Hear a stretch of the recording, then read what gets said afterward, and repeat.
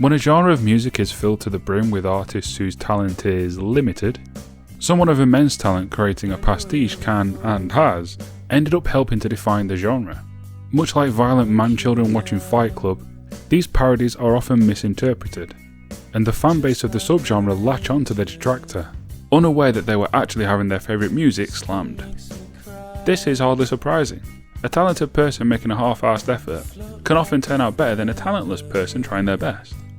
I'm risking making a couple of fan bases upset with this one, but nonetheless, I want to discuss a couple of ways that this can happen, and a notable example of each. I'm Rustin Charmaine, and this is 1000 Words, a long dead series where I just kinda ramble on for a while about something or other.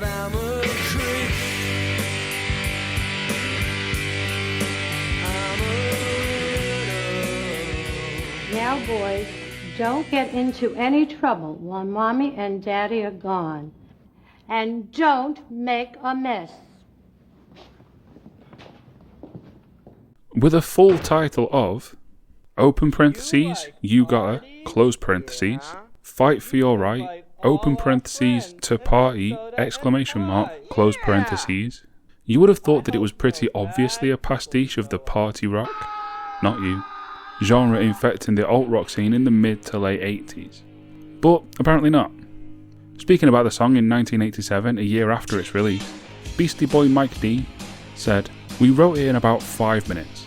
There were guys singing along to Fight For Your Right, not realising that it was a total goof on them." It's hard to believe that people didn't understand the parody, especially considering the music video that you're hopefully watching right now.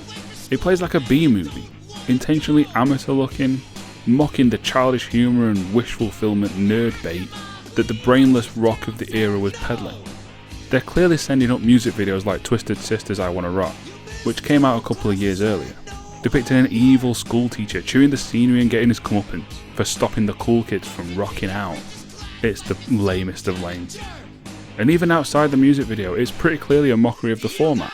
Let me put my exploring the concept hat on for a moment.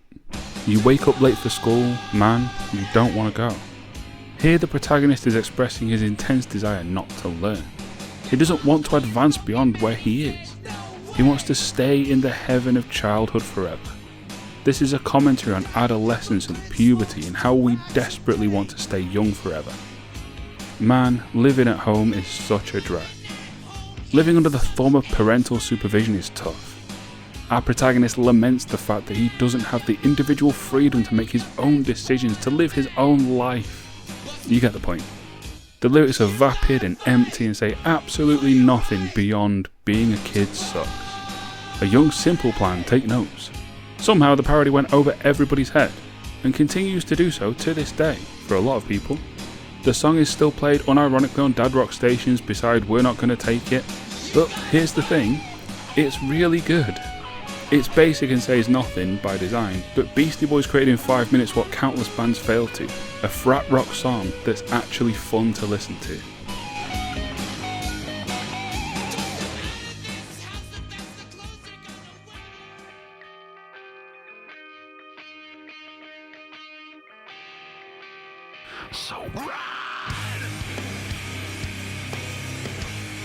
I could have chosen Linkin Park's debut single One Step Closer for this entry, but I've already covered that song in another video, check the cards.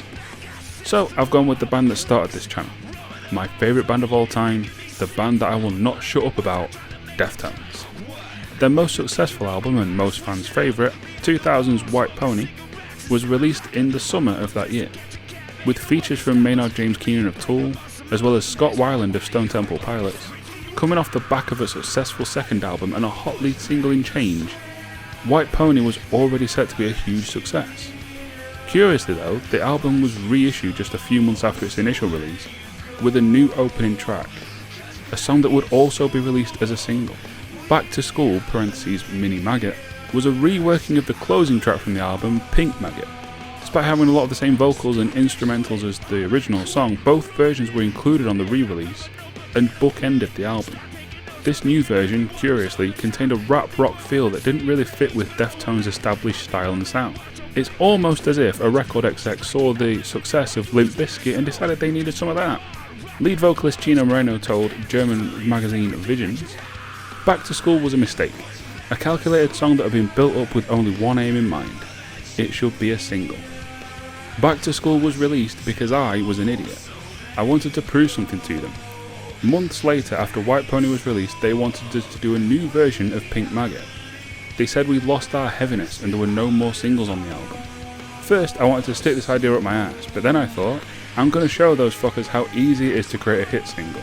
And so I rapped a hip hop pop on the song, we shortened it, and half an hour later, the hit single was ready to roll. Back to School, whilst mostly disliked by the fanbase and not a huge chart success, is still one of Deftones' most popular songs among casual audiences. It's one of the first Deftones songs I remember hearing, as it was on heavy rotation on rock radio and TV when I was in my early teens, along with Minerva, an infinitely better and more wordy song. But Back to School is still held as one of the best nu metal rap metal songs, and rightly so, it is. It's not as good as Deftones' other works, but it's still a solid song with a great hook and excellently performed. Through their malicious compliance with an overbearing boss, Deftones helped define nu metal, just as Beastie Boys became the standard bearer for party rock despite setting out to mock it. This is what happens when talented people create art. Even when they don't really try, they can still create something great.